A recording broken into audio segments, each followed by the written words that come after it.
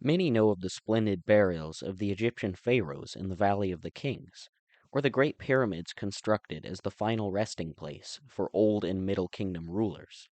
These great discoveries capture the imagination and clearly display the wealth of one of the greatest kingdoms of the ancient world. But what about the Egyptians' important contemporaries, the Assyrians? Where were the kings of this great empire buried?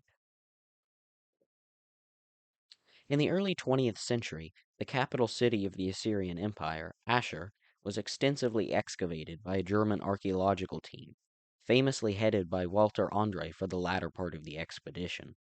Here, him and his team would discover monumental gates, hundreds of rich graves, and great temples of central importance to Assyrian religious administration. Adjacent to the great ziggurat of Assur, André unearthed a palace that he named Der Alte Palast. It had been the primary residence of dozens of Assyrian kings, stretching back to the early second millennium BC. Through multiple reconstructions, however, early layers of occupation were obscured, and many of the treasures of the Assyrian kings had been hauled off when the Medes and Babylonians sacked the city in 614. Despite these disappointments, many exciting discoveries were made on the site, not least of which was a complex of tombs under the neo-Assyrian occupation of the palace.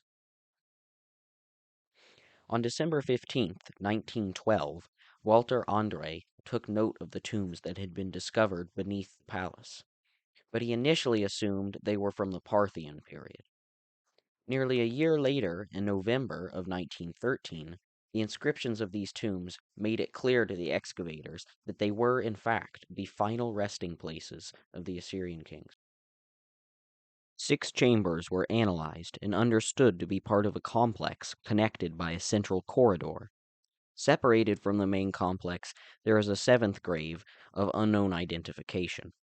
3 chambers were assigned to their owners, Ashurnasirpal II, Ashur-bel-Kala, and Shamshi-Adad V, on the basis of inscriptions found at the site. More recently, Stephen Lundström has assigned grave 4 to either Esarhaddon or his son, Ashurbanipal.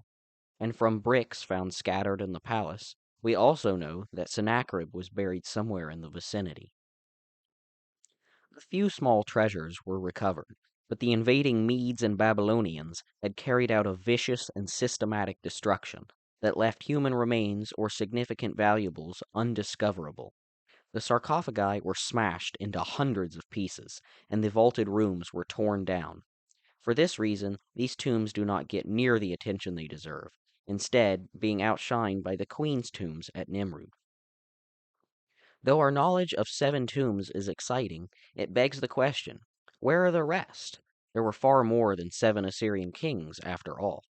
From architectural analysis, we can discern that the tomb complex known to us was established by Ashur-bel-Kala, or his father Tiglath-Pileser I, in the 11th century, and no references to the king's tombs are known before this.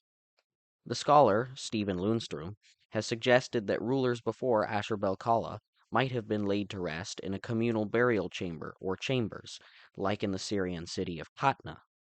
Yet, this still does not answer the question of the many Assyrian kings that followed Ashur-bel-Kala to the grave.